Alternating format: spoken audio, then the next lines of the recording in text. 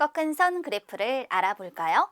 꺾은 선 그래프는 연속적으로 변화하는 양을 점으로 표시하고 그 점들을 선분으로 이어 그린 그래프를 말합니다.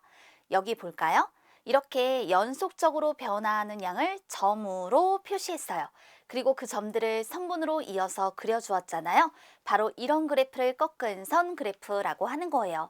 그러면 연속적으로 변화하는 양이라고 하는 것은 무엇을 말하는 걸까요? 시간이 흘러갑니다. 이때 시간의 흐름과 더불어 연속적으로 변화하는 양에는 사람의 몸무게 또는 교실의 온도 아니면 식물의 키, 물론 사람의 키도 여기에 해당이 되겠죠. 이런 것들은 시간이 흐르면서 연속적으로 그 값들이 변화를 하게 되는 거잖아요. 말하자면 오늘 2kg이었던 강아지 무게가 한 달 뒤에 갑자기 3kg이 되는 것이 아니라 그 한 달 동안 조금씩 변화를 하다가 3kg이 된다라는 걸 말해주는 거예요. 그래서 연속적으로 변화하는 양을 점으로 표시하고 그 점들을 선분으로 이어 그린 그래프를 꺾은 선 그래프라고 하는 것이죠. 둘 다 여기 있는 이 막대 그래프나 꺾은 선 그래프는 식물의 키를 조사해서 나타내 준 것입니다. 그런데 가로를 보세요. 월, 세로를 볼까요? 키를 표현해 주고 있잖아요.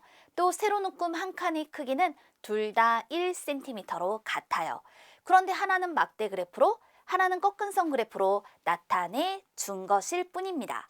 이렇게 자료의 값이 같은데 목적에 따라서 막대 그래프로 표현할 수도 있고 꺾은 선 그래프로 나타내 줄 수도 있는 거예요. 두 그래프의 같은 점은 식물의 키를 나타냈고 가로는 월, 세로는 키를 나타낸다라는 것과 눈금 한 칸의 크기가 1cm라는 것, 이런 것들이 서로 같은 점이 되겠네요.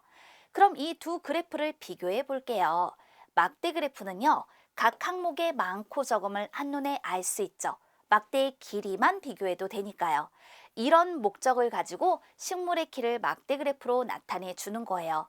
그러면 꺾은 선 그래프는 자료의 변화 정도를 알아볼 때 좋겠네요. 식물이 가장 많이 자란 때, 바로 이런 경우는 우리가 막대 그래프를 보는 것보다는 꺾은 선 그래프를 보는 것이 더 편리해요. 왜냐하면 선이 가장 많이 기울어진 부분을 찾으면 되니까. 따라서 7월과 9월 사이다라고 할 수 있죠. 또 이 꺾은 선 그래프는 조사하지 않은 중간값을 추측할 수 있어요. 왜냐하면 연속적으로 키라고 하는 건 변화를 하고 있는 거잖아요. 그렇기 때문에 4월은 조사하지 않았지만 3월과 5월의 중간인 3cm 정도 될 것이다. 이처럼 중간값을 추측할 수 있답니다. 꺾은 선 그래프를 확인해 보았습니다. 그러면 두 그래프의 가로와 세로는 각각 무엇을 나타낼까요? 두 그래프는 교실의 온도를 조사해서 나타내 준 건데요. 왼쪽은 막대 그래프, 오른쪽은 꺾은 선 그래프예요. 이때 가로를 보니까 둘 다 시각을 나타내고 있고요. 세로를 보니까 둘 다 온도를 표현해 주고 있습니다. 이렇게 가로와 세로가 각각 무엇을 나타내는지 확인해 보았습니다. 또 꺾은 선 그래프의 내용을 한번 알아보도록 할게요. 주어진 꺾은 선 그래프는 강아지의 무게를 조사해서 나타내 준 거예요.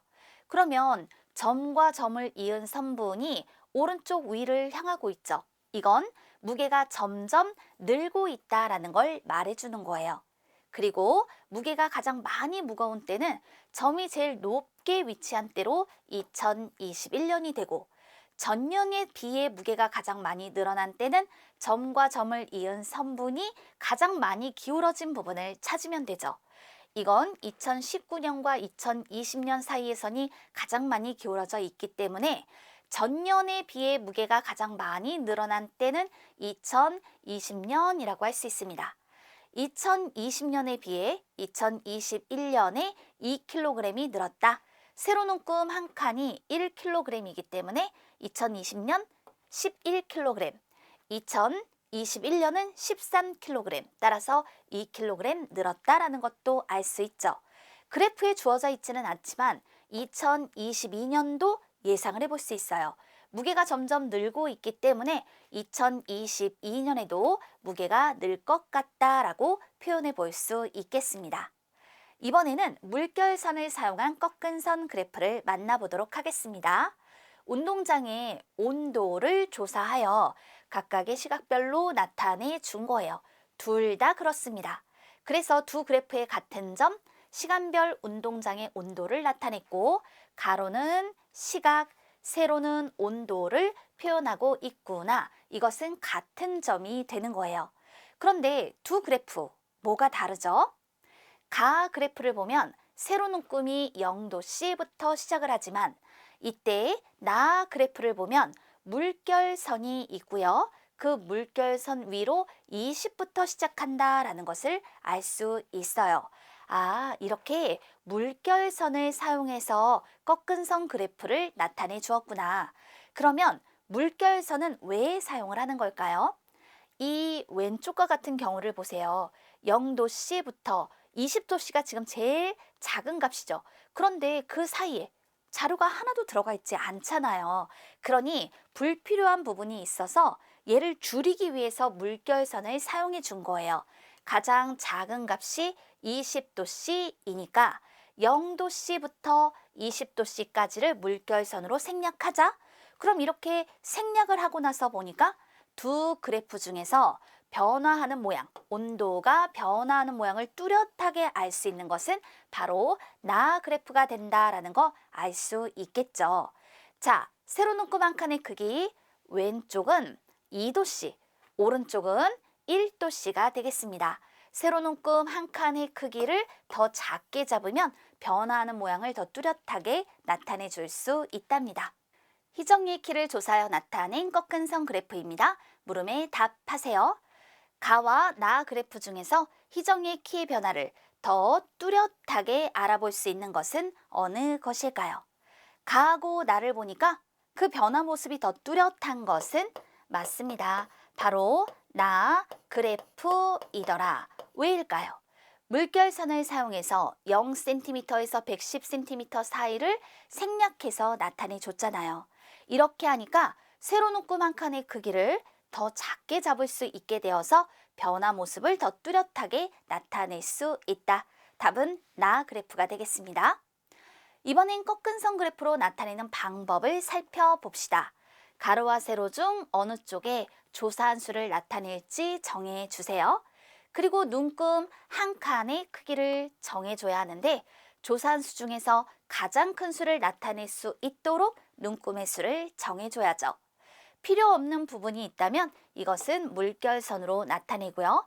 가로 눈금과 세로 눈금이 만나는 자리에 점을 찍고 점들을 선분으로 이어 마지막에 제목을 붙여 완성해 주면 되는 거예요. 꺾은 선 그래프를 그릴 때 점과 점 사이는 선분으로 있습니다. 이렇게 구분선으로 이으면 안 됩니다. 또 이 점은요, 왼쪽부터 차례로 연결해요. 그 순서가 바뀌면 안 된다라는 것도 기억하세요. 연도별 초등학교 학생 수를 조사해서 나타냈고 꺾은 선 그래프로 표현하려고 해요. 가로의 연도, 세로의 학생 수, 조사한 수를 세로에 나타낼 것이다. 그리고 난 다음에 세로 눈금 한 칸 크기를 정해줘야 하는데 조사한 수들을 볼까요? 다 4,500, 4,100, 3,400, 3,100 몇천 몇백으로 주어졌으니 세로 눈금 한 칸 크기를 100명으로 하면 좋겠다. 그런데 물결선으로 필요 없는 부분을 줄여보자. 제일 작은 수가 3,100, 가장 작은 값이 3,100명이니까 0명부터 3,000명까지 물결선으로 생략을 합시다. 이제 우리는 점을 찍을 거예요. 가로 눈금과 세로 눈금이 만나는 곳에 4,500, 4,100, 3,400, 3,100 이제 그 점들을 선분으로 잇고 제목을 써서 꺾은 선 그래프를 완성해 주면 되겠네요. 정연이의 몸무게를 조사하여 나타낸 표예요. 물음에 답해 봅시다. 물결선을 사용한 꺾은 선 그래프로 나타내어 보세요 라고 했습니다. 그렇다면 가로에는 월, 세로에는 몸무게를 표현하도록 하자. 조사한 수들이 모두 소수 한 자릿수니까 세로 눈금 한 칸 크기를 0.1kg으로 하자. 그런데 필요 없는 부분이 있구나. 40.1kg이 가장 작은 값이니까 우리 0kg에서 40kg 그 사이를 물결선으로 줄여봅시다. 이렇게 표현을 한 후 이제 점을 찍는 거예요. 40.1, 40.5, 9월에는 40.7, 10월에는 41.3, 11월에는 41.8, 12월에는 41.9 이와 같이 점을 찍어주고요. 그 점들을 선분으로 이어주세요. 왼쪽에서부터 이렇게 이어주고요. 제목까지 붙여서 꺾은 선 그래프를 완성해 주면 되겠습니다. 이번에는 꺾은 선 그래프의 활용입니다. 가 연극의 관객수, 나 연극의 관객수를 물결선을 사용한 꺾은 선 그래프로 나타내 보았습니다. 그러면 가 연극의 관객수는 50명과 250명 사이고 나 연극의 관객수는 100명과 300명 사이에 있다. 이런 거 알아낼 수 있겠죠? 또 가 연극의 관객수는요. 점점 늘어나고 있어요. 점과 점을 이은 선분이 오른쪽을 향하고 있기 때문에. 그런데 나 연극의 관객수는 줄어들다가 수요일부터 점점 늘어나고 있네요. 또 목요일과 금요일 사이에 가 연극의 관객수의 변화가 나 연극의 관객수의 변화보다 더 심합니다. 세로눈금 한 칸 크기를 생각해 보면 세로눈금 5칸이 100명이라 세로눈금 한 칸은 20명이 되는 거예요. 그런데 이 오른쪽도 어때요? 세로눈금 5칸이 100명이라 요 세로눈금 한 칸은 20명. 이와 같이 표현이 된단 말이죠. 세로눈금 한 칸이 나타내는 사람 수가 같아요. 그럼 이럴 땐 점과 점을 이은 선분의 기운 정도를 보고 더 많이 기울어져 있으면 그 변화도 더 심하다라고 할 수 있는 거죠. 가 연극을 본 관객수와 나 연극을 본 관객수의 합이 가장 큰 때는 토요일이다. 그럼 어떻게 알 수 있을까? 화요일 70, 수요일 90, 목요일 110, 금요일은 230, 토요일이 250 이렇게 그 수를 읽어볼 수 있죠. 또 여기서도 화요일은 어때요? 280, 수요일은 120, 목요일이 180, 그리고 금요일은 260, 토요일이 280. 그러면 각각의 요일별 그 합을 구해보는 거예요. 합이 가장 클 때가 토요일인 것을 알 수 있답니다. 꺾은 선 그래프를 활용해서 이와 같은 다양한 내용들을 알 수 있게 되지요. 동주의 영어 점수와 수학 점수를 조사하여 나타낸 꺾은 선 그래프인데 물음에 답해봐요. 점수가 높아지다가 낮아진 과목은 뭘까요? 영어를 볼까요? 점수가 높아지다가 낮아지고 있어요.